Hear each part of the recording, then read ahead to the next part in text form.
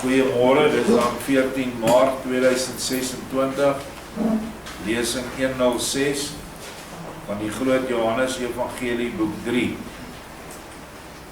Nou ons Israeliet kalenderjaar is bykans verby, minder as ek dink is 'n week, volgende naweek, dan is dit verby, en dan begin 'n nuwe jaar weer. Wat die jaar se nommer en getal is, sal ons nie altyd weet nie. Raai maar, want daai inligting het ons nie. Maar dat baie belangrike dinge gebeur het in die eerste week van die nuwe jaar is ook waar. Mens kan dit maar gaan kyk.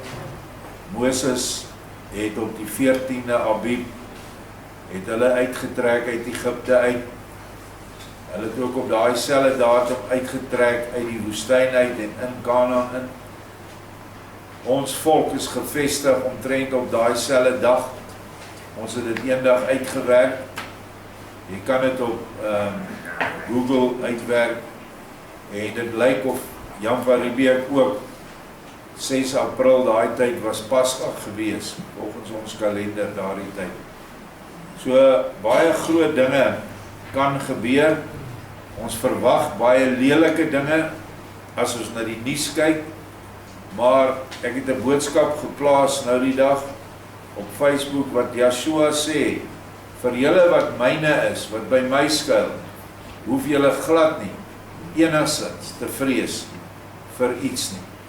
En dis die hoop en die belofte wat ek aan vashou. So ons lees vanmôre van hierdie hardnekkige Persiese Judeërs, lede van die Israel volk, en hoe hulle bitter moeilik nou byt aan die Messias, want hulle is baie agterdogtig. En hierdie hele stuk, ek moes hierdie 2 hoofstukke saam sit, want dit vorm 'n eenheid, gaan oor die evangelie wat nou na Persië toe moet gaan.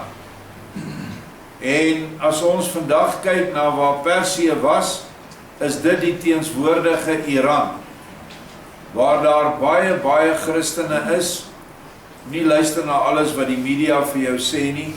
Daar is 'n groot Christelike gemeente in daardie land, natuurlik ook heel wat verdwaal, maar minstens het hulle vir Yeshua wat hulle aanhang.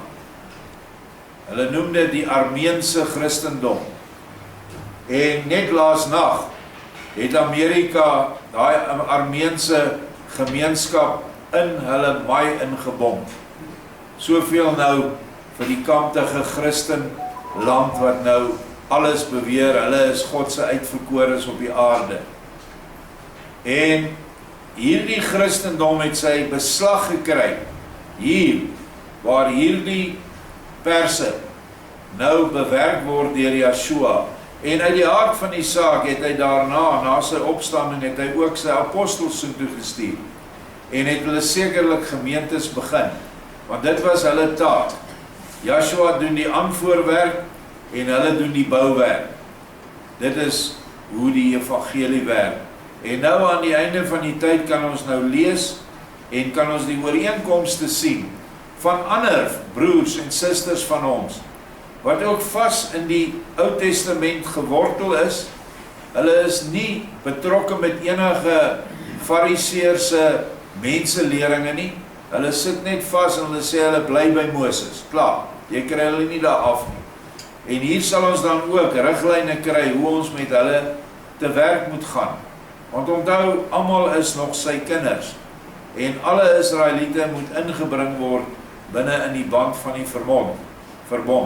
Want ons is nou besig met die oprigting van die nuwe Jerusalem stad, wat bestaan uit Yeshua as die sentrum, die lig wat skyn, waar hierdie stad het nie die son nodig om te skyn nie, en dan die 12 poorte, wat die 12 stamvaders is, en die 12 fondamente wat die leringe van die 12 apostels is. Dit is waarop ons nou as mense moet bou en onsself posisioneer as 144.000 stene in daardie stad, 12.000 op elke fondament. So dis ons werk. Ons gaan mense deur ons laat inkom in die stad. Ons gaan die bouers wees en ons gaan ook uiteindelik, wanneer die hele stad oorgaan na die nuwe Vredesryk toe vir 1000 jaar, gaan daardie stad voortdurend kinders voortbring. Kinders gaan gebore word, kinders gaan grootgemaak word in die nuwe Jerusalem leer van Yeshua, en kinders gaan dan weer kinders kry. En so gaan die nuwe Jerusalem al hoe groter en al hoe groter word.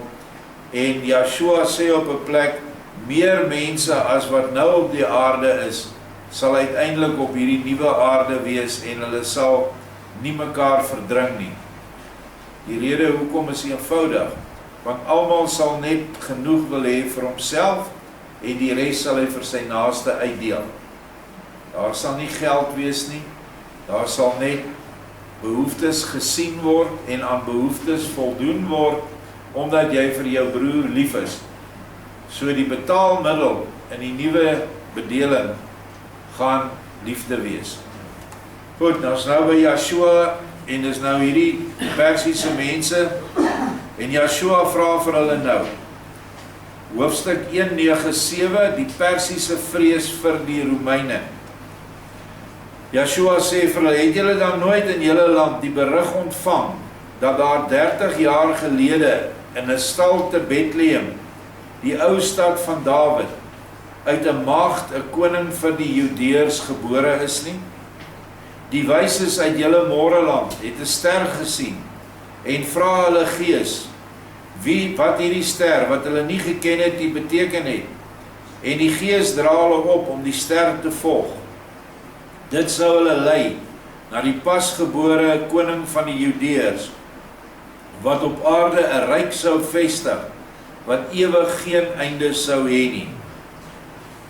Die wyses het goud, wierook en mirre geneem, bestyg hulle lasdiere met 'n groot en skitterende gevolg, en trek die ster agterna, wat nie gerus het voordat die geboorteplek van die pasgeborene bereik is nie.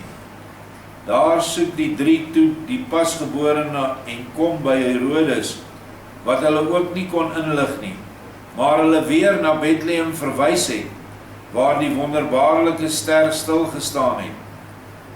Hy raai hulle aan om ywerig te soek en versoek hulle tevens om direk by hom aan te meld, sodat hy ook hy daarheen kon gaan om aan die pasgeborene eer te bewys. Toe die wyses die pasgeborene vervolgens gevind het hulle en hom hulle offers aanbied, waarsku 'n gees uit die hemel hulle terstond, om hulle ontdekking nie aan Herodes te vermeld nie, waarop hulle toe langs 'n ander weg na hulle land teruggegaan het. Sê eers of wat julle daaroor gehoor het. Nou hier kom inligting vir ons wat nie in die Bybel staan nie. Nergens in die Bybel staan dit dat daar 3 wyse manne was. Maar daar was werklik 3 wyse manne. En in hierdie nuwe Jerusalem openbaringe wat ons nou lees, sien ons dat dit 3 was. En daar is nogal heel wat oor daai 3 wyse manne geskryf in die res van hierdie boeke wat ons nog gaan behandel, want elke een van hulle het 'n individu iemand voorgestel in die verlossingsplan van Yeshua. Maar nou lees ons verder, wat het hulle nou gehoor hiervan? Die afgevaardigde sê, ja, u herinner ons aan 'n voorval wat in die hele Persië tot aan Indië toe baie stof opgeskop het. Want die 3 wyses, soos 'n mens daar langs die grens van Indië meer van hulle vind, het toe baie rigbaarheid aan die saak gegee, sodat dit selfs tot die koning deurgedring het. Hy het egter nie baie aandag daaraan geskenk nie, omdat hy die wyses geken het en geweet het dat hulle altyd geneig is om van 'n muggie 'n olifant te maak. Sulke dinge het daarom nooit baie indruk by ons gemaak nie, soos wat alle towenaars wonderwerke, nou ook in hoë kringe alle waarde van die vreemde en buitengewone verloor het. Omdat 'n mens in bevoegde kringe meer as voldoende op hoogte moet wees, met allerlei soorte magiese towerhandelinge, 'n mens kyk tog wel na baie gekose en geslaagde toorkunste as 'n mens in 'n goeie by is. En 'n mens lag ook daarby as daar grappige dinge gebeur. Maar soos gesê, alle toorkunste het by ons geen waarde nie. Slegs die suiwer met getalle aantoonbare waarheid is by ons van belang. Alle ander bepaalde wonderlike afwykende dinge het by ons gegoedes, alle waarde verloor, en ons gee glad nie meer daarvoor om nie. Daar kan op die beste hier en daar baie korrekte dinge daar agter steek, maar lê dan so onder allerlei mystiek begrawe, dat geen menslike vernuf dit ooit volledig onbesmet voor 'n dag kan haal nie. U verhewe vriend sal dit met my eens wees, dat dit verstandiger is om alle sintuie slegs op die suiwer waarheid te rig, as om met 'n digterlike dweepery toegedaan te wees, hoe uitsonderlik dit ook mag wees. Nou sê Sireneus so terloops aan my, meester, dit lyk vir my dan, dat ons met ons saak met hierdie op sigself weliswaar baie gewaardeerde mense niks sal bereik nie. Hulle sit te diep gewortel in hulle getalle waarheid, en is vierkant teen alles wat ons geloof poog om te noem. Getalle waarheid kan 'n mens sê seker die waarheid van wiskunde. Dit is waaraan hulle vasgevang was. Ons ook skyn hulle sonder meer vyande te wees, van watter wonderwerk ook al, wat altyd deur u in die uiterste geval gebruik word, as 'n onweerlegbare bewys van u volle goddelikheid. Nou moet julle onthou, die wonderwerke waaraan hulle deel was, hulle het op die punt gestaan om te verdrink, en hulle skip was vol water, en binne oomblikke toe roei Raphael die engel op instruksie van Joshua met 'n klein bootjie na hulle toe. Hulle het nie eers gesien nie toe hulle boot droog. Hak hy die boot met daai klein boot en hy sleep hom met 'n hengse spoed terug na die land toe. Dit op sigself is 'n wonderwerk wat hulle herken het, maar dit maak niks aan hulle geloof nie. Hulle bly star in dit wat hulle sien of wat hulle in glo. Met 'n wonderwerk sal u dus moeilik by hulle kan aankom, as u dit nie heeltemal teen hulle hare wil instryk nie. Ook met ander bewyse ter verklaring van dit wat op u betrekking het, sal mens met die tekste in die profeet Jesaja en in Dawid en Salomo niks met hulle kan uitrig nie, omdat die profete sleg by hulle aangeskryf staan. Ek sien dan ook werklik geen derde uitweg meer nie, want met getalle is tog nie te bewys dat u die werklike Messias is nie, en op 'n ander manier skyn hulle nie toeganklik te wees nie. En dis die probleem wat ons het met die mense in hierdie tyd, wat hulle self as wettiese mense beskou. Hulle kan glad nie die geestelike innerlike van die profeseë sien nie. Daarom kan jy nie met hulle by hulle kom en sê, maar die profeet Jesaja praat hier, 'n seun is vir ons gebore, hy sal Immanuel genoem word, en al die dinge wat daar staan nie. Nee, sê hulle, dis geskiedenis, dis afgehandel, dit het daai tyd gebeur. Klaar, dit gaan nie weer gebeur nie, of dit is nie profeties nie. En dis baie moeilik om met sulke mense te werk, want eintlik vra ek vandag myself af, hoe werk jy met hulle? Want hulle weier om enige iets geesteliks te wil verstaan. Maar Thomas, kom ons kyk, Joshua werk nou met hulle. Joshua sê sydelings aan Sireneus, laat dit maar, daarvoor sal ek wel sorg. As 'n mens 'n Materiaal en 'n owerste Floran in die goeie spoor kon gebring het, dan sal 'n mens hulle ook wel so ver kan bring. Die hardnekkigste was tog wel owerste Stahar, en nou is hy heeltemal in orde. Hierdie eerlike mense sal des te vinniger en makliker in die regte orde gebring kan word. Nou sê Sireneus, daaraan twyfel ek nie, want slegs vir u is alle dinge moontlik. Maar vir my begrip, wat nog baie menslik is dit volstrek nie maklik uitvoerbaar nie. En ek sê net soos wat Sireneus sê, Vir my weet ek weet nie hoe jy die starre wetsmense kan draai nie. Ons sal dalk hier voorbeeld kry wat ons kan gebruik. Yeshua sê vir hom ongetwyfeld, maar daarom tog nie onmoontlik. 'n Mens moet hulle egter vooraf die moontlikheid gee om hulle volledig van die saak los te maak. Eers later, as hulle innerlike heeltemal vrygemaak het en daar niks agtergebly het nie, kan daar 'n nuwe vrug in die gereinigde tuin van hulle hart gelê word. Terwyl ek die gesprek met Sirenius gehad het die perse onderling gestaan en fluister, en ons afgevaardigde, wat Skabby heet, sê aan sy metgeselle, ek kry altyd meer die indruk dat ons op gloeiende kole staan. Die geskiedenis van die Messias moet hier baie bekend wees. Die Romeine met hulle fyn neuse het beslis iets daaroor gehoor, en soek nou waarskynlik in alle hoeke van die Judeese ryk, om ergens die hand op die man te lê wat hier op aarde, duidelik tot nadeel van die wêreldheersers, 'n ewige, onvernietigbare en tevens volkome onoorwinnelike ryk moet vestig. Daarom moet ons baie oppas om nie by die Romeine in 'n netelige situasie te beland nie. So hulle is baie agterdogtig nou, want die Romeine is nog steeds hulle heerser. En hulle is bang as hulle iets van die man sê wat nou 'n nuwe koninkryk oprig, gaan hulle nou in 'n lokval beland. Die man wat nou heimlik met die opperstadhouer gepraat het, is kennelik 'n erg sluwe, deur die wolgeverfde ondervraer van Rome. As ons ook maar net 'n bietjie aan die komende Messias sou geglo het, was ons hier al so goed as geoffer. Daarom is dit hier noodsaaklik om ons stereotyp by die wiskunde te hou en om meer te luister as om te praat. Begin iemand hier weer oor die Messias te praat, dan weet ons terwille van ons huidige aardse heil, wat ons vir die uiterlike skyn asof uit een mond moet sê.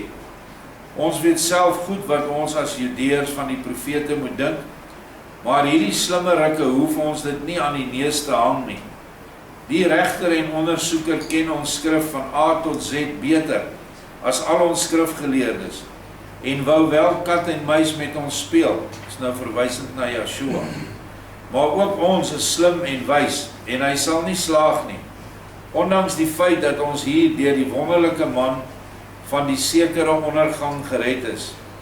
Daarom hou ons onsself nou streng by ons wiskunde, dan sal ons nog wel heelhuids hiervandaan afkom. Maar as ons ook maar enigsins ons mond verbypraat, sal dit ons in die grootste ellende kan stort. Al die ander gee Skabby gelyk en beloof om hulle hier soos een man te gedra, en geen woord van alles wat hulle met betrekking tot die Messias geglo het, te verraai nie. Toe gaan ek, Yeshua, weer by hulle staan en sê aan die afgevaardigde, maar Skabby, waarom dink julle dan in julle hart sleg oor my en oor die onskuldige Romeine? Dink jy dan dat dit my ontgaan het, wat jy nou hier in die geheim met jou mense afgespreek het? Ek sê vir jou, geen lettergreep van my dit het geen lettergreep van my ontgaan nie. Want die een wat dit sien en geweet het, toe julle in groot gevaar was, omdat hy julle andersins geen hulp kon laat ontbied nie, sien ook hier tot op die bodem van julle hart. As hy dit egter baie opreg en goed met julle bedoel, waarom wil julle hom dan geen vertroue gee nie?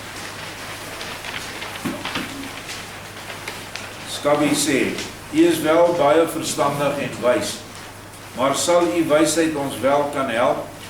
Ook geen een van ons is egter bepaald op sy agterkop geval nie, en ons glo dat ons u deurgekyk het. Die vernaamste Romeine staan aan u kant. Nie ver van hier is Romeinse soldate gelaar, waarskynlik om iemand ergens by te dam, in geval mense hom deur allerlei sluwe vrae en praatjies sou opspoor.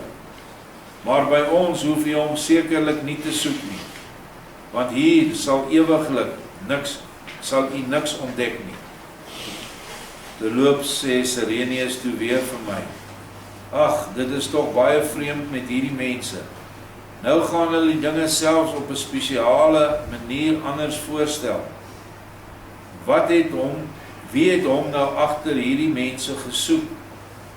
Maar nou is hulle eers werklik geïsoleer en geblokkeer, en wel so, dat hulle nou van geen kant af meer te benader is nie. Wat moet ons nou met hierdie mense doen? Hulle maak vir hulle self 'n vaste, totaal verkeerde voorstelling van ons. En wat hulle by hulle self jammerlik genoeg sodanig vasgesit het, dat ons eintlik glad nie iets daaraan kan verander nie.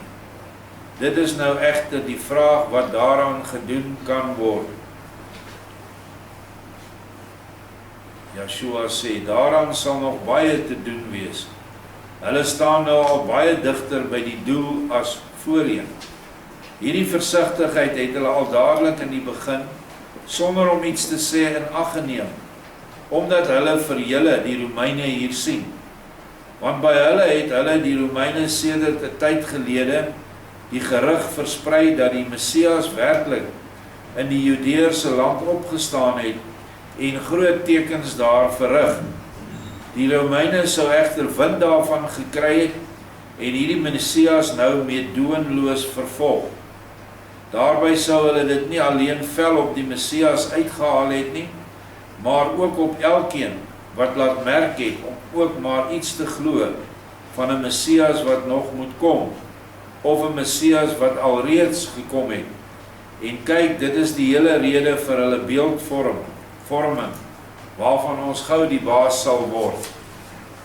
So, kinderstories, lasterlike spraak oor Yeshua, dat hy eintlik teen die Romeine is, en dat die Romeine hom nou jag, en enige iemand wat met hom verband gaan hou, sal ook deur hulle dan gearresteer, en wat ook al met hulle gaan gebeur. Nou, ons lees verder, dis hoekom die tweede stuk daar moes insit, dat ons net kyk hoe boos die situasie van die tempel was in daardie tyd. Opskrif van hoofstuk 198, Skabby bly agterdogtig. Sirenius verstaan nou wel wat daar met die Perse aan die gang was, maar hy verstaan net nie hoe so 'n sataniese lasterpraatjie van die Romeine by die Persiese Judeërs beland het, en wie sulke afskuwelike saad daar uitgestrooi het nie. Yeshua sê weer, weet die tempel dan nie dat ek al ongeveer 9 maande my leer verkondig nie? Gaan maar eers daarheen en win daar inligting in. Daarvandaan kom alle kwade en valse berigte oor my dade en ook oor julle Romeine, omdat hulle weet dat julle nie teen my is nie. Johannes die Doper sou nog gelewe het, as die tempel nie geweet het, om die moeder van die mooie Herodias aan die arm te neem nie. So selfs Johannes die Doper se dood was nie Herodes nie, hy het wel die werk gedoen om die kop af te kap, maar Herodias is deur die tempel aangehits om vir Johannes die Doper om die lewe te bring. Onthou, Johannes die Doper was vir hulle 'n absolute doring in die oog, want hy was die vermoorde Sagaria, die laaste waardige priester, wat 30 jaar tevore deur hulle vermoor is, se seun. Nou, in die Israelitiese geloof en die Judeese geloof hier, neem seuns hulle pa se posisie in, en dit is 'n posisie van priesterskap. Maar Johannes die Doper as gevolg van die dood van sy pa en die boosheid in daardie tempel, het hy nie kans gesien om verder in die tempel te preek nie. En daarom het hy in die bosse gebly en die mense by die Jordaan geleer, en hulle dan ook gedoop, en hulle ingelig dat die Messias aan die kom was. En dit moes die klomp Jode in die tempel, die Fariseërs, moes daai boodskap stil kry. En dis hoekom hulle hom vermoor het. En nog het hulle die lasterpraatjies, was omdat hulle afgunstig was, omdat die Romeine groot vriende was met Yeshua.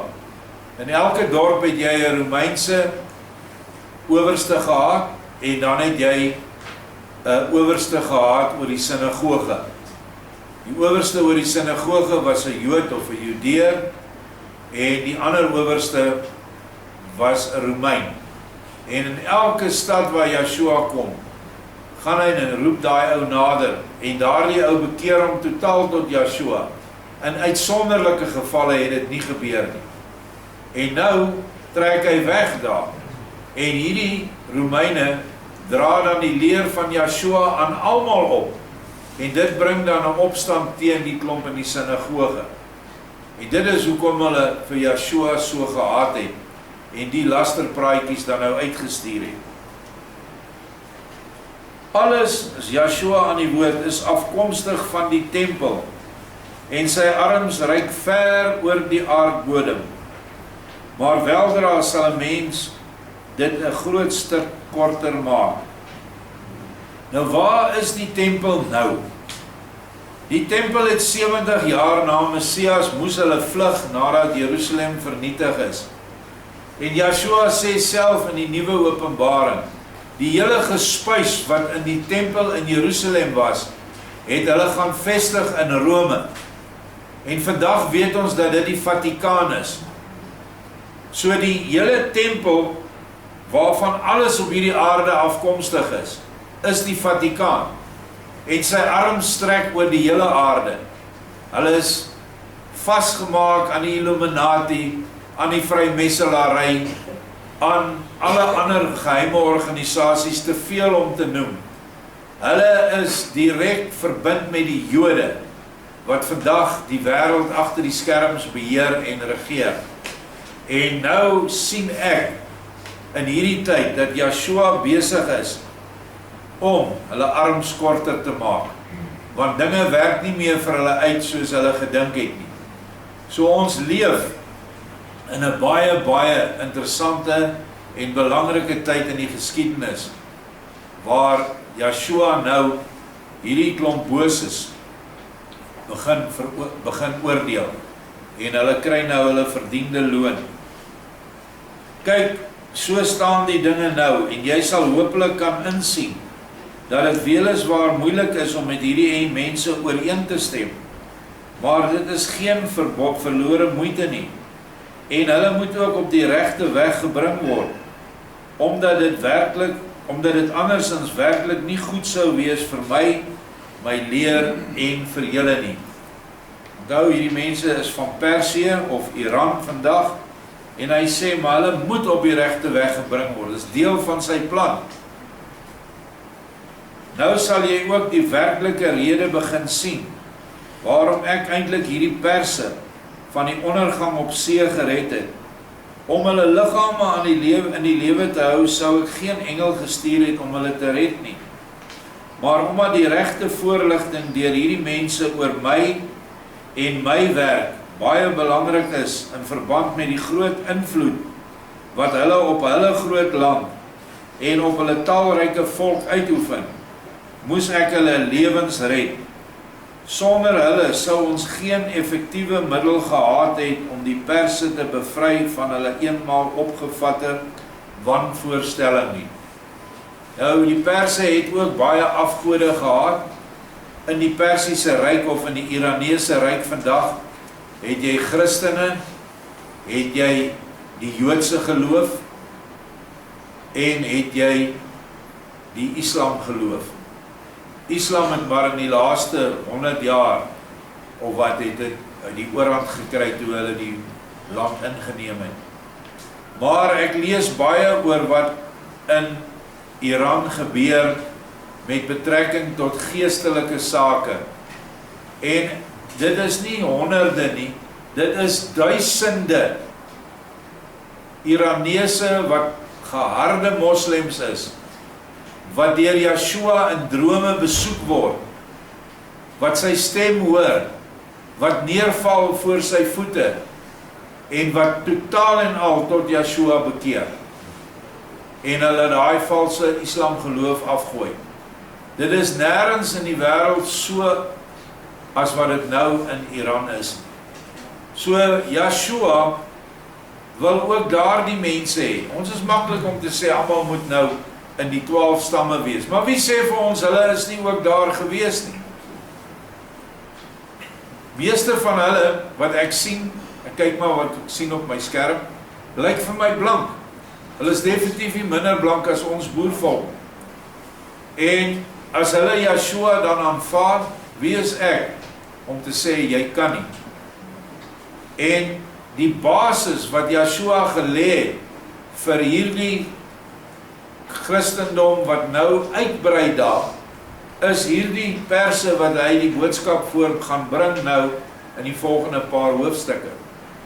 So dit is vir ons 'n baie belangrike aspek van Yeshua se 3,5 jaar. Hier wys hy ons wat hy gedoen het met betrekking tot daai mense in daai land. Net so het jy die Koerde, wat ook in daai lande is, in Iran, en in Irak, en in Turkye. En daai mense is so wit soos ons. Ek het foto's gesien van die dogtertjies daar, hulle die blauste oë, die mooiste blonde hare. En hulle word vervolg deur hierdie klomp Islamiete. Hulle word vermoor. Hulle word gruwelik doodgemaak. En hulle is almal Christene. Natuurlik weer eens aanvaar ons dat hulle in die kinderskoene staan, of dat hulle suigelinge is, maar hulle het soveel geloof in Yeshua, dat hulle bereid is om hulle hele gesin te laat vermoor voor hulle, en hulle self op die altaar te plaas, en nie vir Yeshua te verloon nie. En die vraag is vir jou en my, wat ons so groot kinders en Christene beskou, of groot kinders van die Vader. Wat gaan jy maak, wanneer hulle jou kind plat lê, en die kettingsaag vat, en sy kop afsaag? Wat gaan jy maak as hulle dit met jou vrou doen? Gaan jy nie maar sê, ag Yeshua, kom ons maak 'n compromise nie. Dit is wat gebeur met daai mense. Hulle staan teen 'n geweldige oormag, maar hulle geloof wyk nie. So dis die dinge wat ons maar baie nederig en dankbaar moet wees, dat ons op hierdie stadium redelike beskerming het. Dat al daai goed wat ons nag na nag sien, in beide Iran en in Israel, daai bomme nie by ons val nie. Ons slaap lekker rustig in ons bed, en ons kan elke aand vir Vader dankie sê, want jy kon in 'n bomskuiling gelê het, waar daar nie ablusie is nie, waar die mense so teen mekaar staan, en nou deesdae word tot hierdie bomskuilings ook gebom. Of jy moet buite in die veld in 'n tent lê, weg van enige stad af. So ons is baie geseënd. Sirenius sê, o Meester, aan U alleen alle lof, nou is alles weer in orde, en ek verstaan nou alles.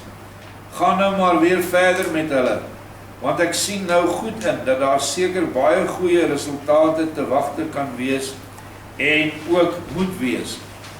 Terwyl ek Sirenius egter terloops inlig, dink die perse iets baie anders daarvan, en ons Kabie sê aan sy metgeselle, kyk net hoe beide leiers, hy saam heimlik staan en oorleg pleeg, op welke nuwe, nog sluwer manier, hulle ons miskien tog kan vang. Want tot nou toe het hulle niks uit ons gekry wat ons weet nie. Maar nou moet ons nog 10 keer erger oppas. Tot nou toe het hulle slegs die geskit in hulle stellings gebring. Maar nou sal hulle hoogs waarskynlik met hulle muurdeurbrekende stormramme begin. En as ons nie baie goed kan standhou nie, sal ons soos dun riete fyn gestamp word. Daarom moet elkeen van ons soveel moontlik op sy hoede wees, want hulle mag beslis nooit ons innerlike geloof uit ons tevoorskyn haal, soos 'n emmer water uit die een of ander onderaardse reënput nie. Die ondersoeker het my eers angs wou aanjaag, deur te beweer dat hy ons geheimste gedagtes baie akkuraat ken, soos wat hy vroeër ons nood op die water gesien en onderken het. Maar ek dink by myself, o, sliewe jakkals, deur die gat sou jy dus wou ontsnap. O, dit sal nie deurgaan nie, snode vriend. Hy sien egter gou in, dat hy my op die manier sekerlik nie sou kon vang nie. Daarom gaan hy dadelik na die opperstadhouer toe, en nou het hy vaste oorleg met hom gepleeg, welke val nou voor ons gesit sou moet word, om ons met sekerheid te vang. Maar soveel positief as negatief sal ons met geen val te vang wees nie. Ons moet egter oplet, soos kraanvoëls in hulle moerasse, andersins is ons verlore. Een van hulle sê, hoe ken hy dan jou naam? Van ons kon hy dit nie te wete gekom het nie. Skabby sê, dit lyk weliswaar baie vreemd, maar dit moet ons nie van wyse afbring nie. Want die weë en die middele wat sulke deur die wolf geverfde mense ten dienste staan, om baie geheime dinge van ander mense te wete te kom en te verneem, is ontelbaar. Daarom moet 'n mens homself nie so maklik deur sulke verskynsels laat mislei nie. Slegs Elohim alleen is alwetend, en 'n mens maar net dan, as hy deur Elohim se gees geroep word, om aan ander mense dinge te openbaar, wat die vermoëns van 'n normale mens nooit sou kon ontdek nie. So 'n mens wat deur Elohim besiel is, kom egter maar selde in hierdie slegte, selfsugtige wêreld in. En by die duistere heidene, wat vol heers en selfsug is, geheel en al nooit nie. Maar hierdie mense, wat met die hele wêreld en sy wyses op allerlei maniere in verbinding staan, is deur en deur opgejaagde sluwe jakkalse, en voortreffelik verstaan hulle die kuns, om mense met hulle geheime te flous, met vriendelikheid, strengheid, grootmoedigheid, geduld, selfs met deur hulle geheime prys te gee, om by die ondervraagde 'n totale vertroue te wek, en sy tong los te maak, en so benodig word nog meer van sulke triks aangewend om agter die baie, selfs mees verborge geheime van die mense te kom. As hierdie heidene wat van alle medelee gespeen is, egter eenmaal in die kennelike besit gekom het van wat hulle sleg, skynbaar in hulle heersigtige planne in die weg staande geheime is, wee dan diegene wat hulle self aan hierdie onmense verraai het. Hulle is slie en sleg en kan alleen, maar deur 'n enorme sluwe set van die teenparty in toom gehou word. Weliswaar kan hulle langs allerlei verborge weë steeds groot geheime agterkom, maar nooit agter die geheime van die hart, as die ondervraagde weet om dit volhardend te verberg nie. Absolute aardse verstandelike redenasie. Joshua ken die geheime nie net van jou verstand nie, maar ook van jou hart. En hulle sal dit nou baie goed, gaan hulle dit nou sien. Vriende, ons staan nou hier voor onverbiddelike regters.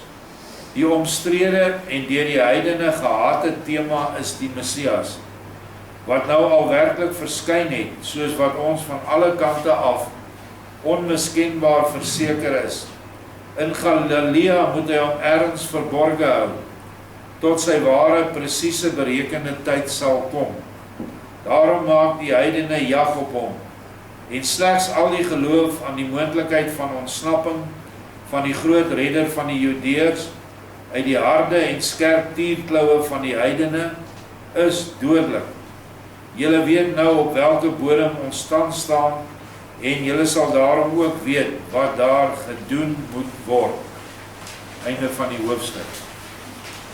En dit is weer eens vir ons dieselfde tema. Die tema is om by hierdie ontaarde broers van ons wat so vashou aan die wet, dat julle glad nie van die wet kan afkry nie. Maak nie saak as jy vir hulle sê, maar waar is jou tabernakel wat jy in die diens moet doen nie? Wie is jou aangestelde hoëpriester? Want in die ou Levitiese bedeling, as jy dan daar aanhang, want dit is Moses se wet, dan moet jy tog alles streng nakom. Maar hulle doen dit nie, Maar tog sê hulle wil niks van 'n Messias weet nie.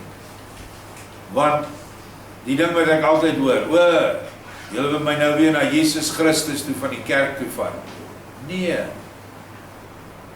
Jesus Christus van die kerk is lankal nie meer kenbaar as die ware Messias nie.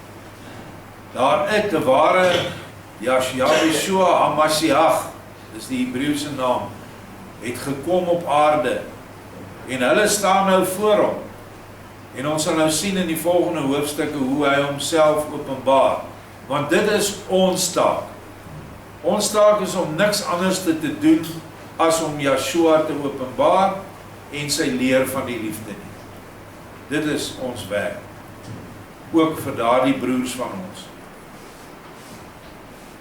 Maar, weer eens sê ek, net so Sirenius, dit is in Engels, it's a tall order. Dit gaan 'n harde neet wees om te kraak. Maar ons sien wat sê Yeshua.